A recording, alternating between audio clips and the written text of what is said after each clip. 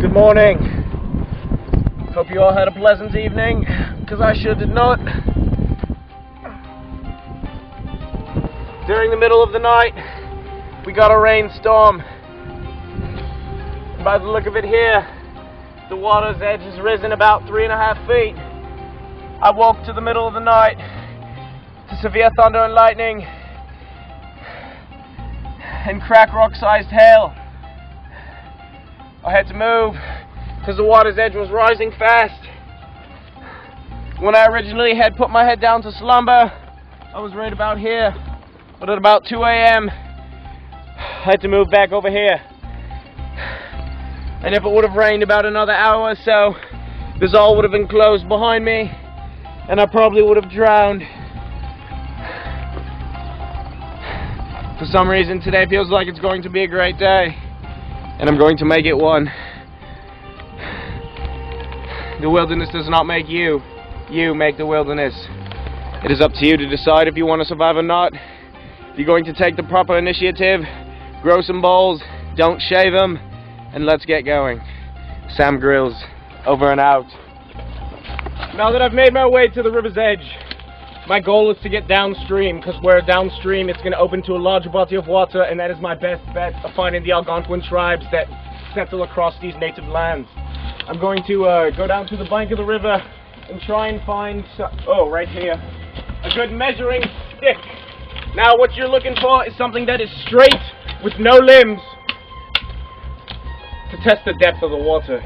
Now, this early time of year, this is all big floodplain in this area, and sometimes the river's edge can be very soft, almost with like a quicksand texture. That seems to be the case here, and so now I'm going to show you what to do if you ever find yourself stuck in that situation.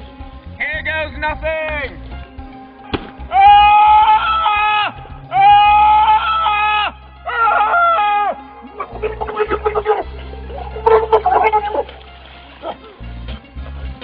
And it just sucks the life out of you, and you can't seem to get a grip. What you need to do, catch the supplies, crew! Catch the supplies! So at least you can save yourself! Now what you want to do is not struggle and just try to get a foothold, but it is just so thick and muddy. But with the right set of skills, you can conquer it, as I have just shown you. Oh, and while I'm down here, I seem to have found one of the famous lick my cunt nuts. These nuts right here are full of protein, and are just so good. Come to another height of land, and I'm going to try to make it to the top to get my bearings.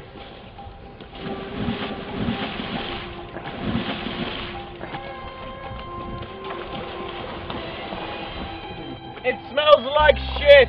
Hiking these highlands and lowlands is such a strain on my calf muscles, because the land is just so up and down, up and down, up and down, up and down. Walking through these lowlands really puts strain on my ankles, as it's just so rocky and unflat terrain. The rocks are all wet and covered with moss, which makes it even more precarious, as I'm slipping and sliding everywhere as if someone had put washing machine detergent all over my body and pushed me down a slip and slide face first. I'm climbing up this hill, up this height of land, and it is just covered in dead leaves, and underneath there is just a layer of mud, and it is just treacherous. But once I get to the top, I should be able to see for miles. You can do it! You can do it! I got it! I got the camera. I got it. Alright. Okay, that went smooth. Back up the hill. You're gonna have to try and ascend yourself, mate. And as you can see, the terrain is just treacherous and slippery. My forearms are burning, but I'm at the top. Sam Grills style.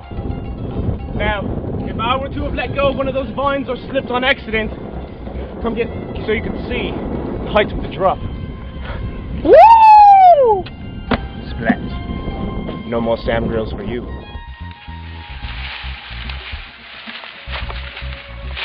Oh, come get a close close-up of what I found here.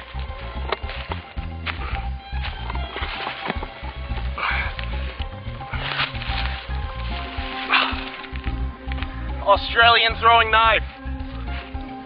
Looks to be about 150 years old, as you can tell here by the engravings. The Aboriginals that used to occupy these lands would forge these in their shops and use them as throwing weapons to catch small game and large animals in packs.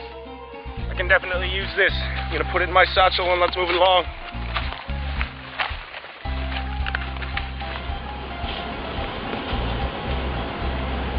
Oh! Get a close up here on this rock. This is a great find right here.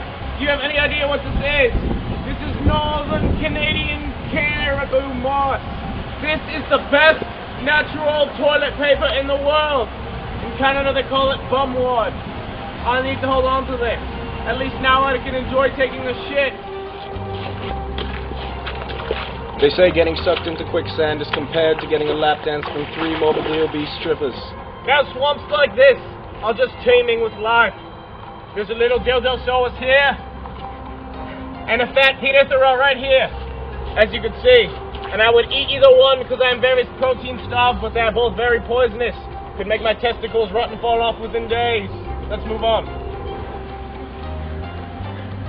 Now, I'm gonna come down and slide down this rotten log, just for the sake of showing you how to slide down this rotten log. The technique is to go slow and keep your weight back and your feet out, and use your ass as kind of like an anchor and grip with your hands and feet.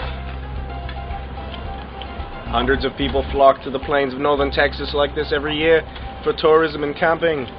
Many of them do not know what to do when they get lost, and instead of trying to find civilization, they get disorientated by the elements and end up dying in the bush alone. And it is massaging my crotch beautifully. Just beautifully. Oh. That was awesome. Now that we're making our way through this chasm, is that how you pronounce it? Chasm? Oh, look what I found. This is an Australian boomerang. I could use this to get myself a small game rodent. I'll have to hold on to this for later. Let's move along.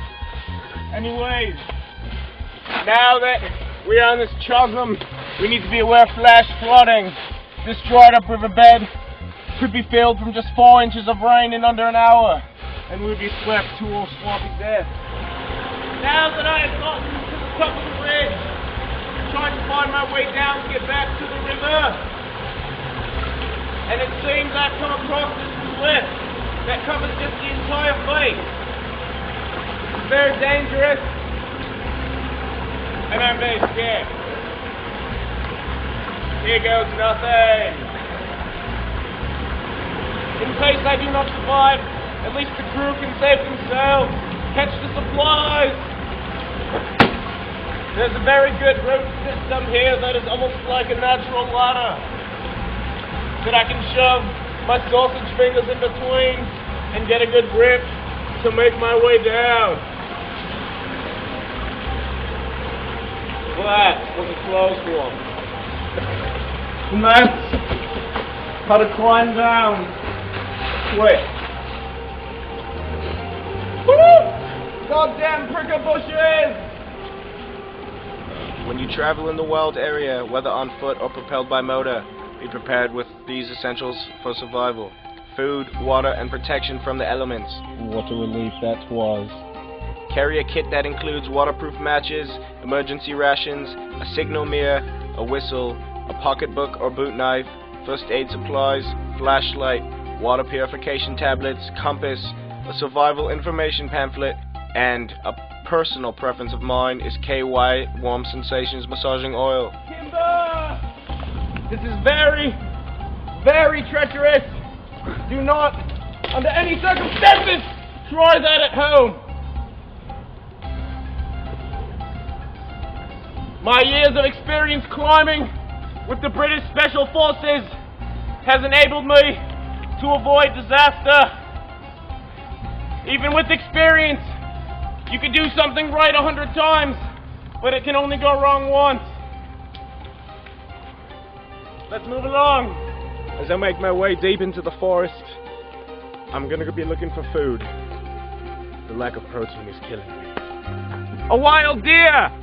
Let's get some meat, boys!